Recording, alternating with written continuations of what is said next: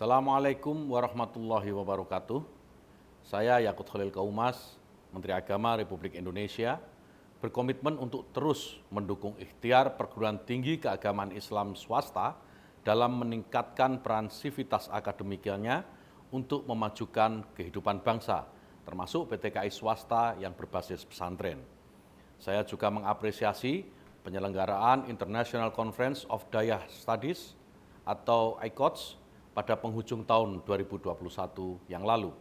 Saya berharap rumusan ide, gagasan, dan inovasi yang dihasilkan dalam ICOTS bisa segera ditindaklanjuti bagi pengembangan dan perluasan peran PTKI swasta yang berbasis dayah atau pesantren, termasuk Sekolah Tinggi Agama Islam Darul Hikmah Aceh Barat. Terus maju untuk menebar manfaat dan maslahat, mencetak para sarjana muslim yang kompeten dan moderat dari STAI Darul Hikmah Aceh Barat untuk Indonesia Maju. Assalamualaikum warahmatullahi wabarakatuh.